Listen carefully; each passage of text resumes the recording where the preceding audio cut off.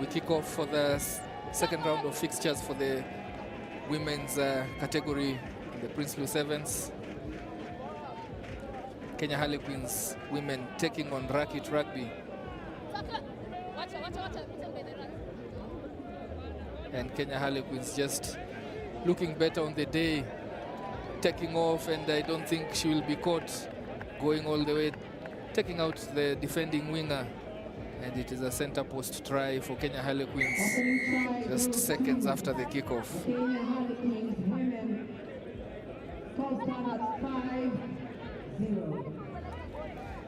Joining us here on set in the commentary booth, Oscar Osir. And Oscar Osir, you're there in Mombasa, you're there in Driftwood. What is your take on what you've seen so far? First of all, we did say in Mombasa that teams will always improve in the second tournament. Game time, the match fitness always makes you better in the second round, and that result just before this game will be so Mombasa taking on beating Kabras. Of course, there's some changes in the Kabras team, that's fine, but I think we'll see more shocks going forward, and that's why the draw was done the way it was done, as we see Kenya Harlequins kick off here. Very true, Oscar, and indeed the games have been tighter in this day one of the Prinsloo Sevens. And yeah, we are looking forward for the first shock. We actually got it in Mwamba, going by the water happened in Driftwood. But what we have here is the first women's category in this year's 7th circuit. Remember, with the Sportpesa coming on board as the sponsors, the women's winner of this Prinsloo's leg will get 70,000 to take home with, and the runners-up will take 30,000 with them. So something also to look forward and motivate the players, even as they come into this round of matches. It's fantastic for what the union has done, and the sponsors as well, making sure that there's prize money and a lot of motivation for the team. And by the way, the Kenya Harlequins have a new coach, Sheila Chajira, who's a national team player herself, very experienced player, and who's going into coaching as well. So it's really, really nice to see that. She's still a player herself, by the way. She still plays for the national teams once in a while when she's called in by the coach.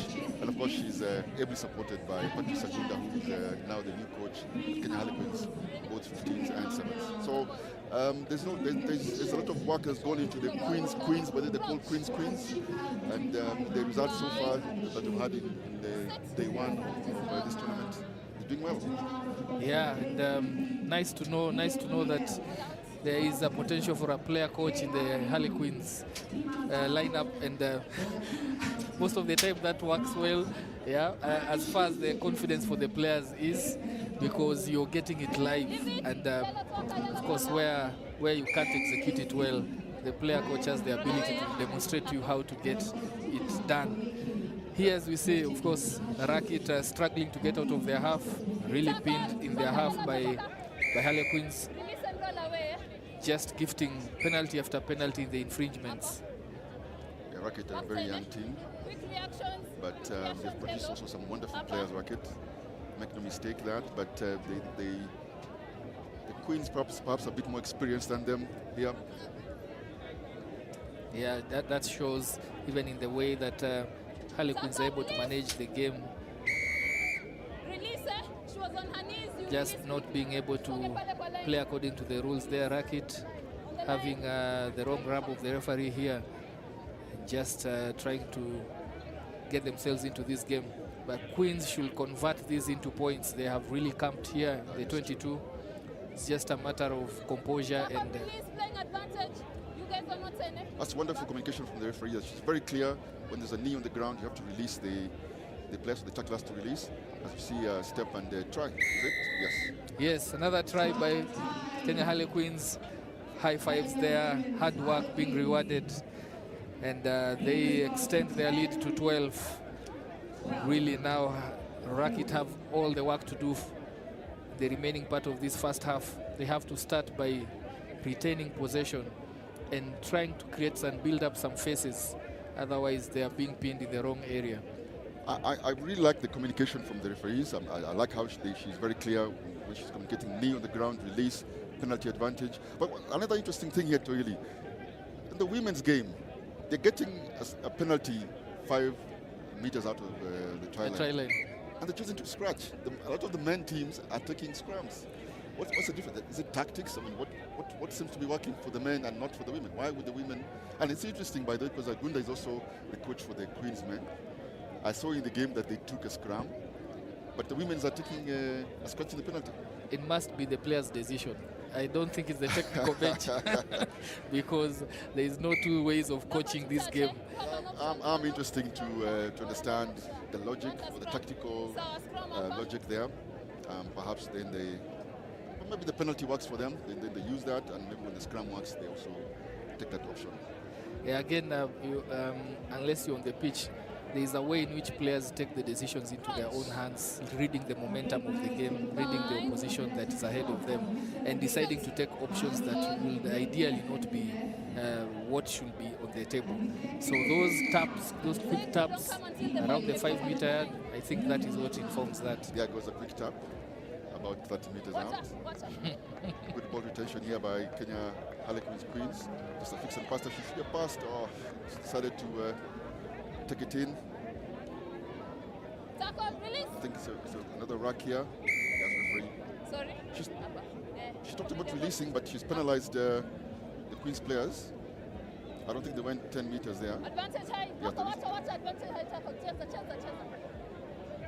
Yeah, she must have called something else quite quickly. She said advantage a high tackle, she said. Yeah, that informs the change of decision.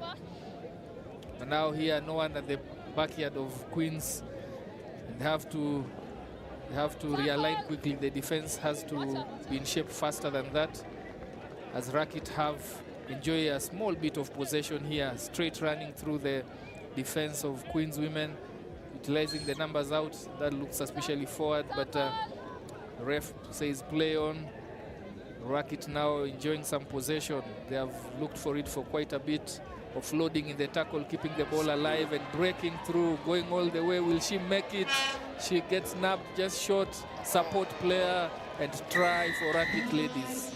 Toili, you took the words out of my mouth there. I was going to mention what we discussed a lot last week with Walter. KBA, they are keeping the ball alive. It's obvious that perhaps the Queens are a bit more powerful than the Racket players, and they are running good lines. When the support player running really good lines, when they get a line break, and then the offloading, and even at the last moment there, when the try scorer seemed, or the person who was supposed to score the try was caught up, the support player still came through, and then eventually was an offload again, the try under the post, converted. Yeah, the halftime scores here. Kenya Harlequin ladies up by 5, leading 12-7 to Racket Rugby ladies. That was a really good demonstration of keeping the ball alive there from Racket Rugby. And it's wonderful to see this event from our women's category.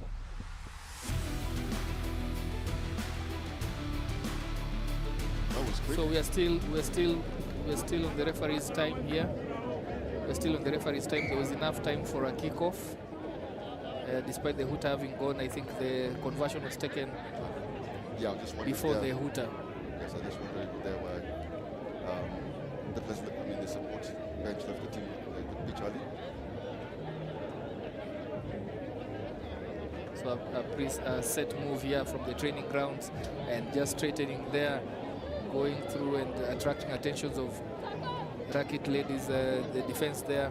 Good appreciation of the lows, putting the ball down and coming up and keeping the momentum going.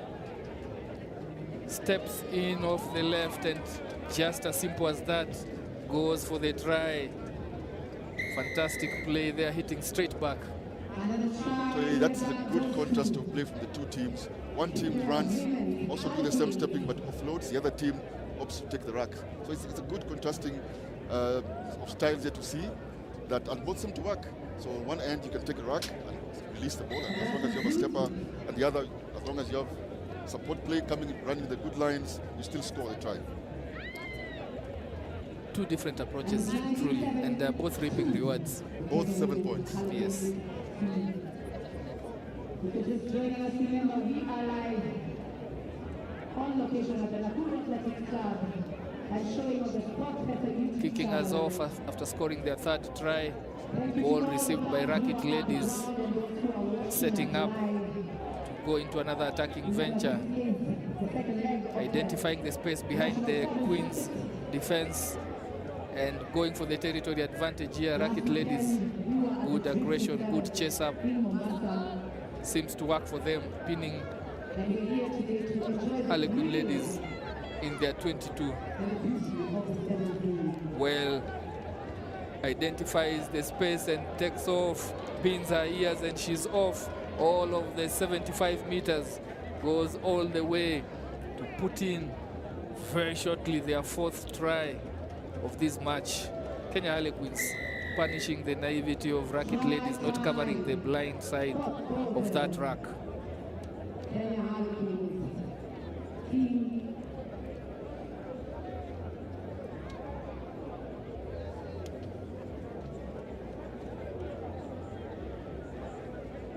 So attempted conversion there is good by Milka Chitechi. As we see her taking off, she pinned her ears and she was gone. Maxine Abuga goes all the way, scores Harlequins' fourth try, 26-7 at the halftime.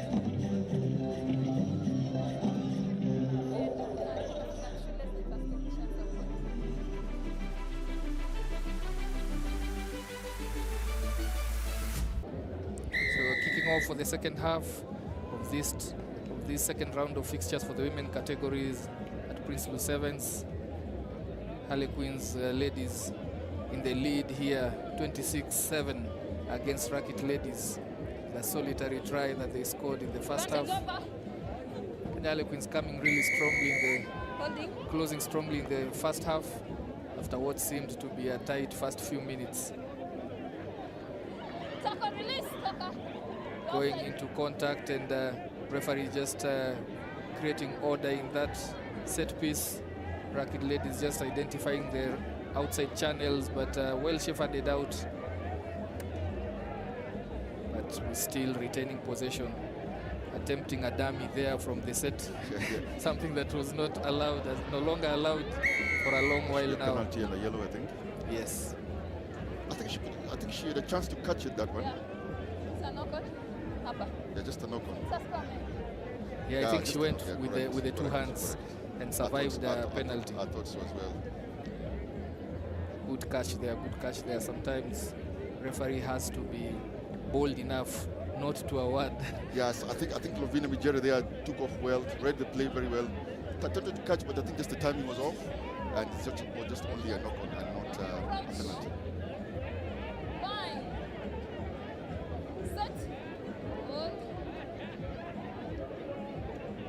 Racket have played in their half for the better part of this match, and they have to see how they can get themselves in proper territory that they can work with. Goes short, goes into the 5-meter channel, using all of it, goes into tackle. Sylvia Kerubo getting a huge collision there, but survives it. They move the ball out wide, 2-on-1 there. Toili, I hope our viewers can appreciate the offloading play of Racket here. Exactly. This is contrasting of styles. They are not the biggest of players, but they do some wonderful offloading.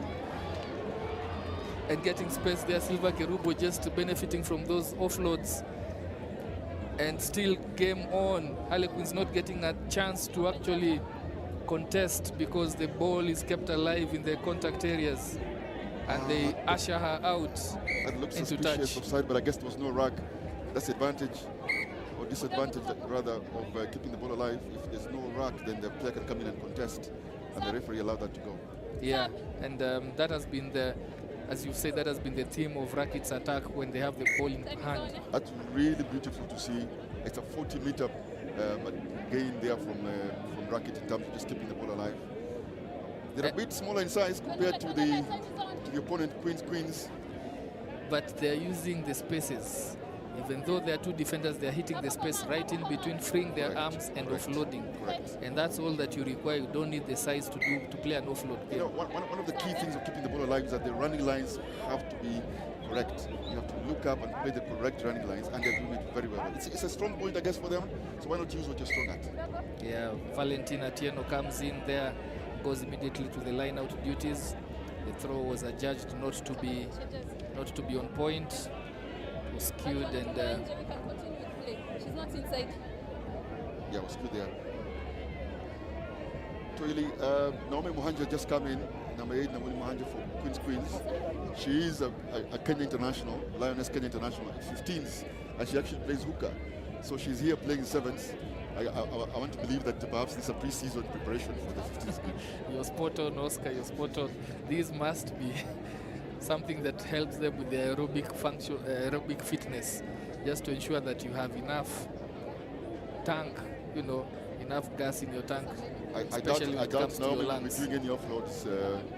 I think they will slow it down. She's only one way going for Naomi. She will definitely go for the slower game management version of this game.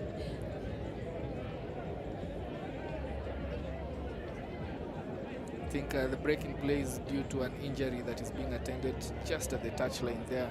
The referee just keen to see if the evacuation can be done and the player gets attended to off the pitch, then the game can continue. So a break here, and that resulted from that phase of play where we saw them trying to bundle out the Harlequins players.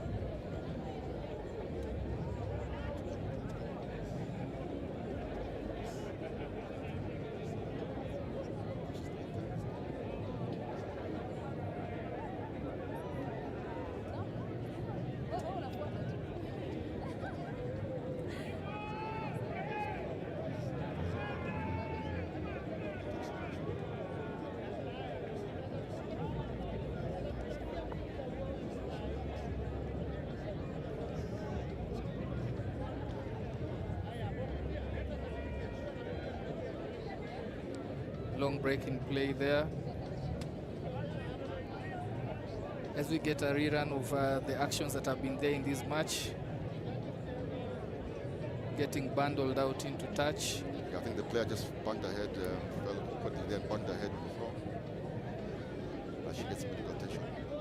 As usual, the medical people have to really be, especially when it comes to head injuries. And we've seen this in football as well, or the other old shot ball. Oh yes, oh yes. Head injuries are very critical in sport nowadays, especially due to concussions and challenge of concussions. Yeah. There is a movie actually that I think it was called Concussion in the American football. Yes, and that and changed the side effects. That changed the protocols of how head injuries are handled in many sports, contact sports, and rugby was one of them. Yeah, and you just need to go into UK, especially the English Premier. They did some documentary around it, and I remember some of the previous players who came onto the show and discussed the long-term effects they've had with concussion, and that's why it's always important for those protocols to be observed when dealing with head injuries. But we hope and pray for the best outcome for this particular incident. Yeah, that's why the HIA tests were introduced for the head injury assessment. Of course, in Kenya, I think a lot of the head injury assessments have had a lot of, I don't know whether they still do that, but I think they do a lot of identifying and then they substitute. Once you've identified that there's a head injury, then the referee asks for the player to be removed from the ground. So all precautions being taken here just to make sure that the player is in good space. We did see the player moving there, and that, as I always say, it's a good sign. And the medical team just doing their best to make sure that that this particular injury is handled properly.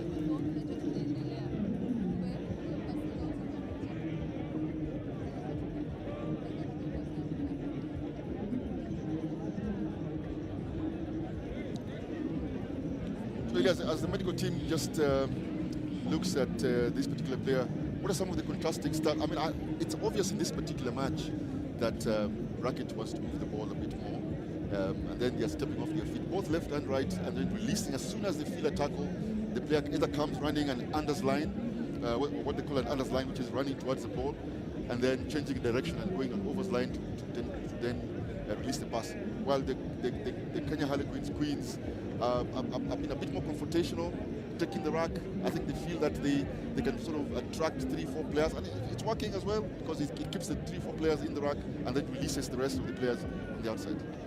Yeah, and both teams just using what works best for them. I don't think that is a game plan that Racket can adopt. They do not have they don't have that in them in terms of the physical collision advantage. So that keeping it close quarter combat is not going to work for them, and that's why they have perfected that opportunity just to ensure that Queens do not have an opportunity to contest in the set pieces, in the racks, in the contact spaces.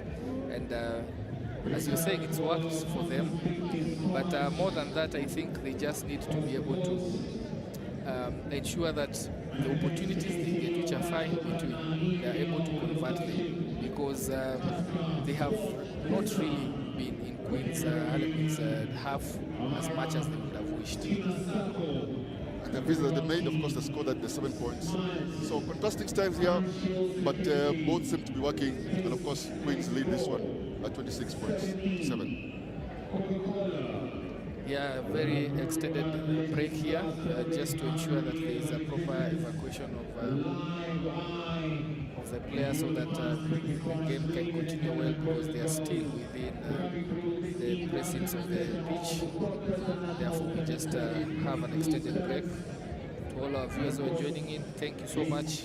Thank you so much for joining in on this edition of the Prinsloo Sevens. This is the 16th edition. Prinsloo Sevens was adopted into the national Sevens circuit. The national Sevens circuit started way back in 1999, and then we used to have 4 tournaments. We used to have the Christie, the Capital Seven, the Kabeberi. The only one that was off was actually the Mombasa one, the Drift one. But Prinsloo came into the picture, and from that we are here for our 16th edition, and we are ever so grateful that you were able to join us.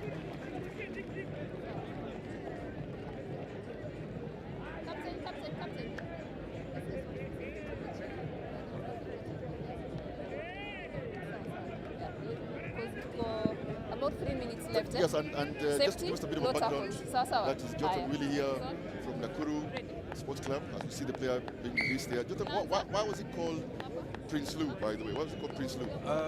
Prinsloo, it was called Prinsloo because it was named after one of our very active supporter at Nakuru Athletic Club. And he was also a former rugby player born in South Africa. So when rugby was being revived in Nakuru, he was one of the pillars to make sure Nakuru rugby was functioning, and they actually gave us a ground, Nakuru Athletic Club. As a club, Nakuru Athletic Club gave us the grounds for training, which was free, because initially Nakuru rugby was playing at Moningai High School. Thank you very much there, Jotham Willie from Nakuru Athletic Club. As we saw there, Kenya Harlequins trying to build play. I did mention that should Naomi Mohanji get the ball, she would not go anywhere. She tucked it in, obviously, and just went straight. Yeah, she knows what her modus operandi is. She knows what she's come to do, and she has a job well cut out. And I think at the end of it all, as long as they play according to what they set out to do and they get the win, the technical bench will be happy for that. And then here we go with the Racket. Oh, they are in trouble here, Racket. It's a kick and chase here. It's a race to the try line. Another kick again, but I think Racket, oh, it goes, the ball beats everyone and goes dead. I think it's a 22 dropout, is it? The referee says that... yeah, so Racket kicked it out, and the final touch was from Racket, so they will go for the 5-meter scrum. and the ball will be for Harlequins. And just so that you can see what options they will have here, I think they have sufficient pace and sufficient physical attributes here just to carry the ball over the try line, being around 10 meters or so out. Splitting the pitch right at the center. They go to the right, and Ruck have the ball and they like to kick it deep into Harlequins half. A good chase there. If they're able to pin them and they're able to pick that ball, does he have the wheels to go all the way? Or you bet she has, you bet she has. She goes all the way to score Ruck's second try of the game. Good kick and chase there. Elijah, that was, again, Naomi Mohanty just chasing back there. It's good to see front forwards chasing back, so she just doesn't cut the ball straight forward. She's chasing back for Kenya Harlequins, but unfortunately for her, very Keriba was too quick. And that's her second try of the game. I think so. She's the one. She should be the one who scored the first one. I mean, she has the wheels on her, and that just shows there as she chases through right to the end, and we are able to get to the finish, the end of the game. Kenya Harlequin ladies emerging victorious in that 26-12 racket.